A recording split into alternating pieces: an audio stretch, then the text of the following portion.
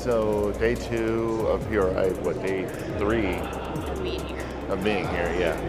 And this is the hanging car. So every year they have a car hanging at the, I guess we'll call this main entrance of the show. This is an IMSA prototype, I believe, but you can see above the door. This one was driven by, the only name I recognize is Joseph Newgarden, IndyCar driver, but definitely cool. They've had drag cars. I think last year they had a rally truck or like a trophy truck. 2 years in a row with like the same car. Yeah. They've had a sprint car here before. Yeah. Just lots of different variety. Random stuff. Yeah. Different poses usually. We got a lot of interviews planned today with current sponsors. Got a couple other random people that we're going to be talking to as well. Then we have a cocktail hour later in the day, seminars later in the day. It's going to be a busy one here. And then tomorrow is pretty much our talk to whoever we missed and get to where we need to go. Yeah.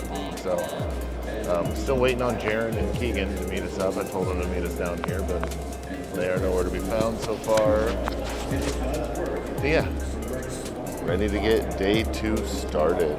All right, hello everyone. We've got our interview with Butch here. Why don't you go ahead and introduce yourself? I'm Butch Lamb with Radical Race Gear. All right, so we'll go ahead and get started here. So Radical Race Gear is known for providing high quality, affordable racing apparel. What features of your gear make it stand out for racers who need both performance and comfort? Well, I think, when you're in the suit business, I think pretty much a lot of companies have really high quality products out there. We're a small family-owned business. We do the attention to detail. We make everything in-house. We control the processes, and we believe we just put out a nice quality product at an affordable price because we're not so big. We don't have a lot of overhead. We're able to retail our units a little bit less money. So. Awesome. As a brand built by racers for racers, how does Radical Race Gear's connection to the vast racing community shape your mission and the gear you provide for the drivers at all different levels? Well, when we say, by racers for racers, we race cars ourselves. We race what we wear. We wear what we race. We're out there. We're in the public each and every week.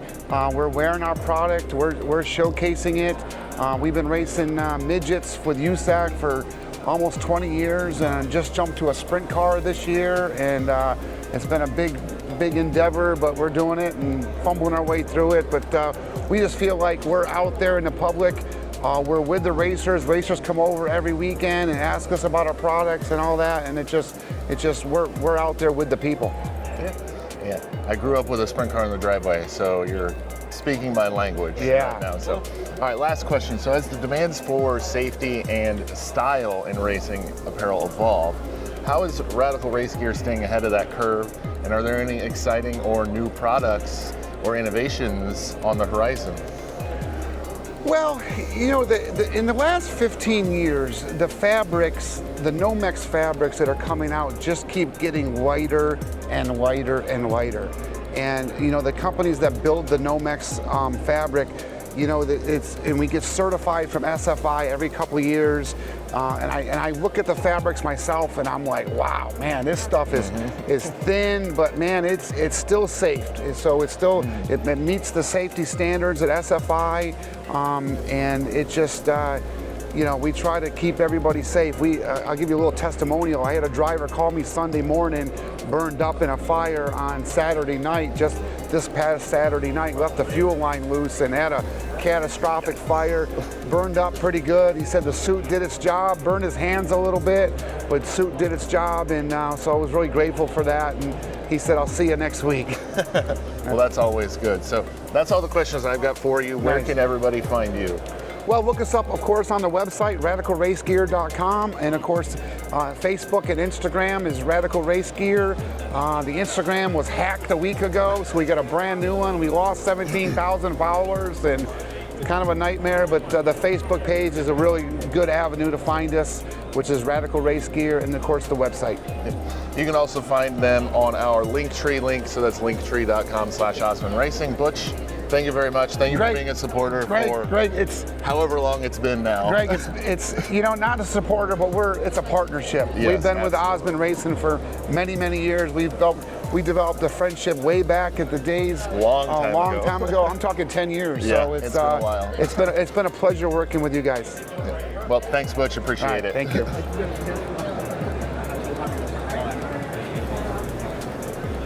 All right, we're back here, PRI, with our 3 questions. Go ahead and introduce yourself. Kevin Swindell with Victory Fuel here. Yeah, so we're here at the Victory Fuel booth. So Kevin, Victory Fuel is crafted to support athletes performing at their peak. What sets your hydration products apart, and how do they specifically benefit those racers during intense competitions? A lot of it's just taking out a lot of the mess that comes with a lot of these drinks, and no dyes, no preservatives, no of the funny stuff, just packed of vitamins and electrolytes and the things that you really need, and try to keep it as close to water as you could, and just give you the good stuff. Yeah, for sure. So Victory Fuel obviously has some deep roots in the motorsports community, with you being a former driver. How has that firsthand racing experience shaped your brand's commitment to supporting other racers and creating those products tailored to the demands of the sport? Yeah, we just we obviously want to keep being a part of motorsports as much as we can, and we've had teams I've drove, we've done everything. A lot of our even previous businesses have kind of been spurred by the racing community. So this was an easy fit. I think it works especially great during the summer when you're trying to get through nights with just a cooler in your trailer. So it's some people don't even have that. We love short track racing and the real heart of motorsports, in the grassroots, and being able to support this, especially that has been really cool for us. Yeah, for sure. So, all right, so as performance demands continue to evolve in motorsports, how does Victory Fuel innovate its products to meet those needs, and are there any new developments that we should be looking out for? Nothing really on the horizon. We looked at having another flavor by now, but just haven't pulled the trigger on it yet. Kind of something like powder packs and some different ways to kind of just get it to you. Obviously going to like a zero sugar, I think, is something that we'll do as well in the future. But right now, just try to make a happy medium kind of between what tastes good and what works well, and just I think there's kind of unlimited possibilities, especially in that space, to continue to innovate it with different forms of how you get it in your body and just a lot of things. So look forward to kind of continue to develop it as it grows. Yeah, for sure. I know I really appreciate what you guys are doing for the community. Obviously, with you guys being involved in our team, it definitely helps out a lot there. So that's all the questions I've got for you. So where can everybody find Victory Fuel? Online, drinkvictory.com is the easiest. We are in several of the high Bs across the Midwest. Some small, motorsports related retailers here and there, and we have a store locator on the website that they can find if there's something near them. If not, we get stuff out in about the day you order it usually, so it goes up pretty quick. Yeah, it's usually pretty quick. So I know the Bloomington, Illinois Hy-Vee's got it. We just were there a couple weeks ago, and they have it in stock. So Kevin, thanks again. I really appreciate your time and your support of our team.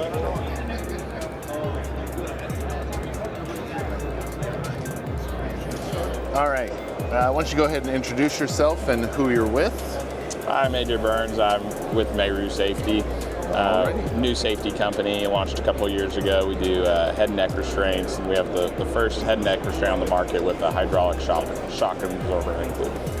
All righty, good deal. So the Ascent brace is gaining attention in the racing world. Can you walk us through its key features and explain how it enhances driver safety compared to other neck braces? The biggest difference with our brace is we've got the built-in hydraulic shock absorber. It has speed-sensitive valving in it, so it moves. The quicker the shaft speed, the stiffer it gets. moves fairly freely at low speed, but then can absorb the bumps on a rough track all the way up to a big 70, 80 G impact. You barely make it all the way through the travel. The big thing was to try and reduce concussions in auto racing, but after we've got it out in the real world, got a bunch of different drivers using it, we've also noticed that it, even when you're not crashing just on a normal night at the races, rough tracks, the guys running Baja, it helps with the stabilizing their head and also just general neck soreness, after the races. So with safety being a top priority in motorsports, what inspired you guys to focus on protecting racers, and how have you been collaborating with those different teams to ensure your products meet the different needs of all the different motorsports?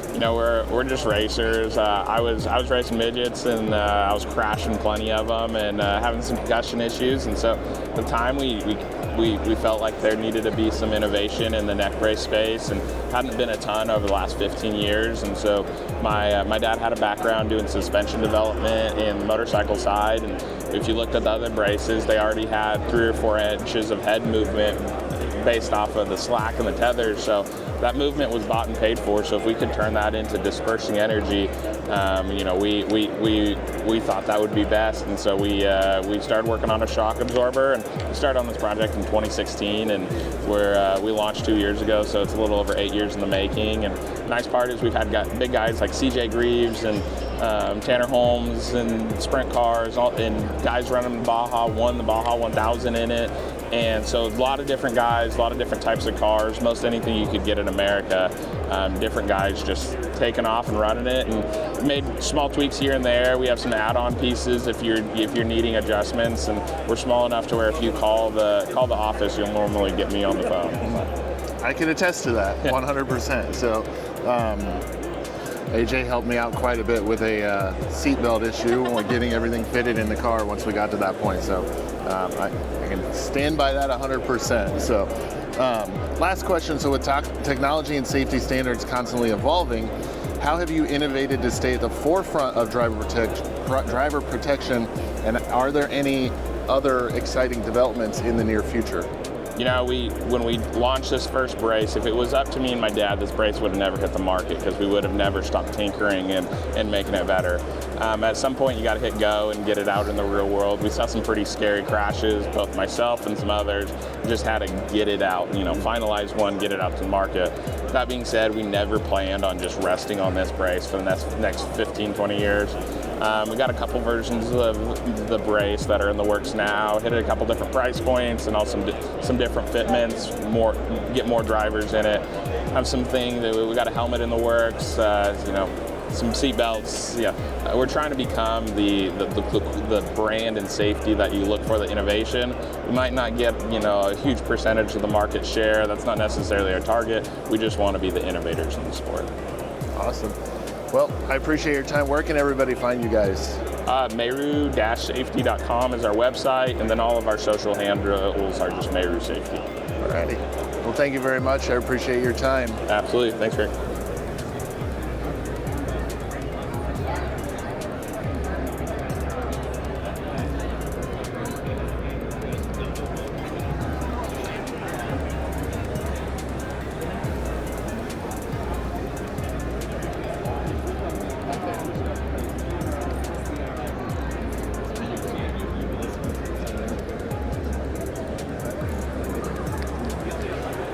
All right, we're here at the Meyer Distributing booth with another 3 questions. Thomas, go ahead and introduce yourself and who you're with. Hi, I'm Thomas Cole. I'm with Gen Y Hitch. I handle all of our international sales. Oh, very nice. I didn't know. I thought you were just the Northeast. Nope, that's International Angela. stuff too. Okay. All right, so we'll dive right in. So Gen Y Hitch is known for its innovative towing solutions. What makes your stuff different and unique, and how do you enhance safety and performance for motorsports teams transporting their equipment? Yep, so Gen Y really started, from being the most innovative company in the towing segment. So with our patented stacked tubes for the adjustability, it gives our customers the ability to keep their trailers as level as possible. So obviously the more level your guys' trailers are, the straighter they tow. Yep. I know with ours we had to do a little bit of finessing to get it right, but once we got it right, previous trailers, we've had to have torsion bars and the weight distribution stuff on it. Now it's just hook it up and go. So it's a lot simpler, a lot easier to deal with as well. So definitely appreciative of all that stuff. So next question. So motorsports teams rely heavily on reliable towing equipment. What inspired Gen Y Hitch to become involved in the racing community, and how has that partnership evolved over the years? So everybody at Gen Y, in some way, form, or fashion, is a gearhead. I mean, from the ownership team running their TRXs to our marketing team, one of the gals there, she brings in her Corvette and her motorcycles. Very nice. So we all have a little bit of a need for speed. Right. So it was only natural as we evolved and we got bigger to start partnering with strategic people throughout the racing community. Absolutely. And I think it's pretty obvious. We got to have some way to get the car to the track, right? So it's a pretty easy market to get involved with when you know everybody has to use some type of product that you have. So. Exactly. All right. So now, towing technology obviously has evolved quite a bit throughout the years. Yes. So how does Gen Y Hitch approach innovation? I know we were talking about this a little off camera. And are there any new products or features in development or coming soon that any motorsports team should be excited about? Definitely. So, I mean, obviously with our patented torsion flex technology that's already in a lot of our bumper pull hitches, our fifth wheel, our gooseneck style hitches, that is designed, to create a smoother ride for not only the racers and the drivers themselves, but take away a little bit of the stress that's on the trailers. So on top of the torsion flex technology that we're putting in there, we've actually just came out with, it's called our snap latch. And years past, it's been incorporated into our gooseneck hitches, and we now have it in a coupler for the front of trailers. So we have it available in the channel style, the flat plate bolt-on, and even the weld-on A-frame style as well. Yep, so I'm excited about that. That's one of those things. Losing that latch pin is a very common occurrence in our household, so definitely making sure everything's safe and latched, because I think everybody can attest to at least one time where they've been in a rush and forgot to flip the little latch. Your new system makes it a lot easier to help alleviate those worries. So. It keeps it's a one-step process, as simple as just twisting the pin. It's a spring-loaded cam that's in there, so when the weight of the ball or the trailer itself sets on the ball on the hitch, it automatically snaps into place. I don't even have to do anything. I don't have an opportunity to mess it up then, is what you're saying. Exactly. When you open it and take it off, whether it's next day, next month, next year, when you lower it onto the ball, it's going to snap into place. That's good stuff there. So I appreciate your time. Where can everybody find Gen Y Hitch? Yep, so I mean, you can find us on all the different social medias at Gen Y Hitch. Yep, and then our Linktree link also has a direct link to your website, linktree.com/Osman Racing. Thomas, thank you very much for your time today. Thank you. Enjoy the rest of the show. Oh, we will. It's getting a lot of steps in for sure. Exactly.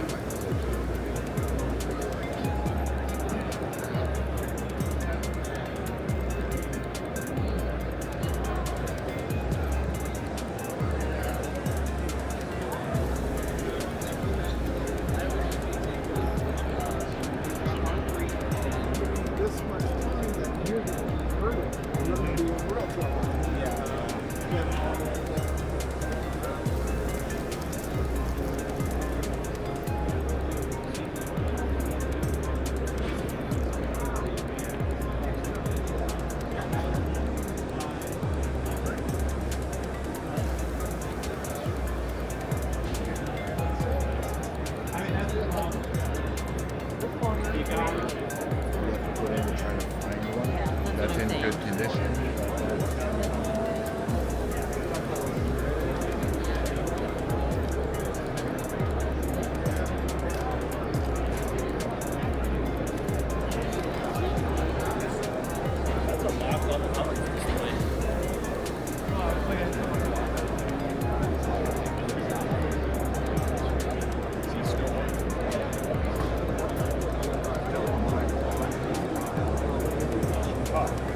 You'll be in for a ride.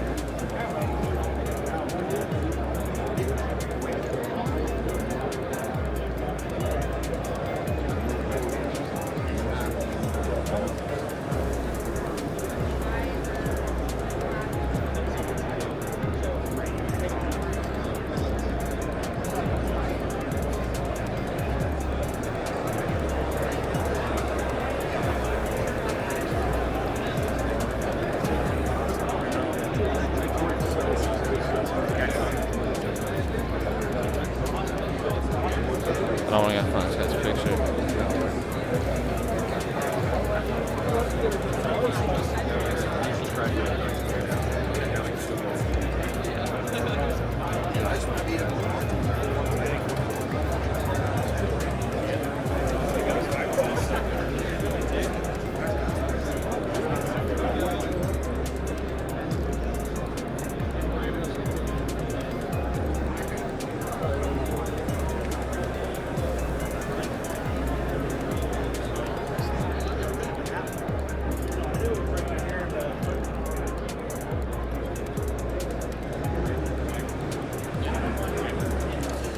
All right.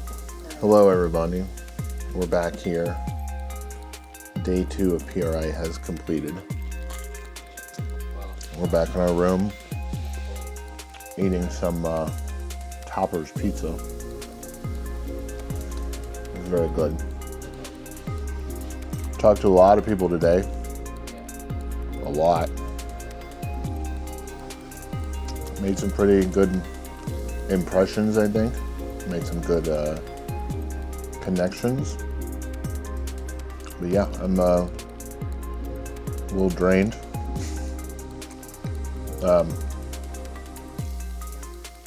We have one more event today still. It is 5 after 6 in the evening. One more thing today before we call it a night. And then tomorrow wraps up the trip, the show, make any last minute connections or whatnot tomorrow. But yeah, it's been pretty good so far. I don't really know what else to say. What do you guys have?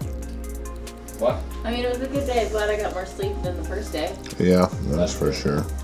because that was rough. Very rough. The first day, because I was so tired. But, yeah, we talked to a lot of people. Made a lot of connections. Yeah, for sure. So, yeah, we will probably get some stuff at our event later. It's a meet and greet with a cocktail hour or somewhat with a group I'm involved in right now. So, yeah, definitely been exciting. It's been different trying to capture all this content. And it's not something we've done before. So yeah, a couple more items to deal with today.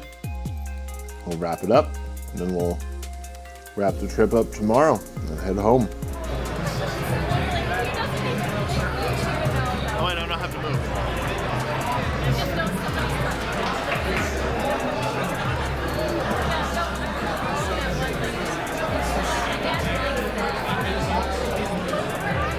What's going on, shawties? We are back.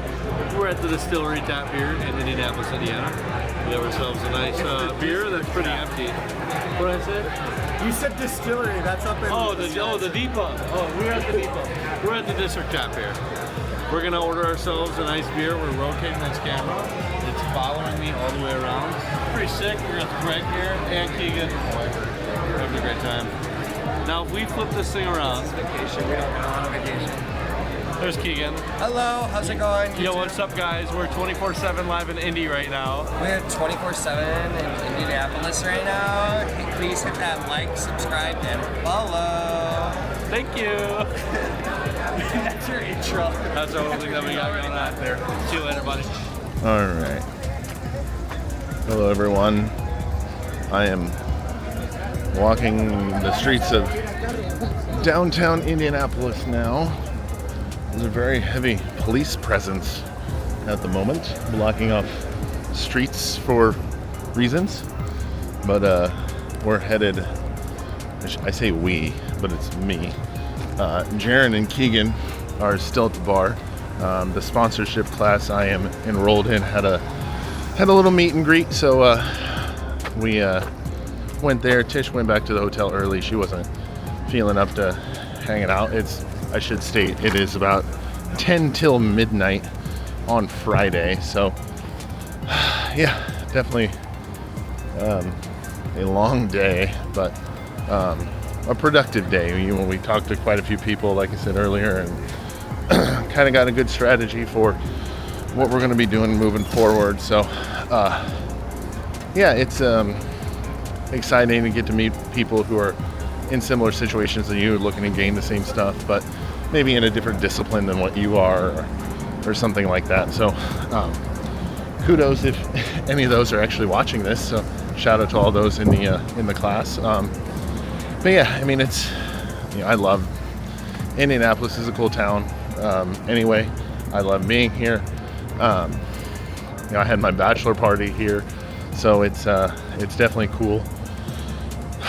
But yeah, we have one more day of PRI tomorrow. On Saturday, gonna make some final connections, some additional connections, things like that. But yeah, definitely happy with all the people we've met and all the connections we made, and continue to grow.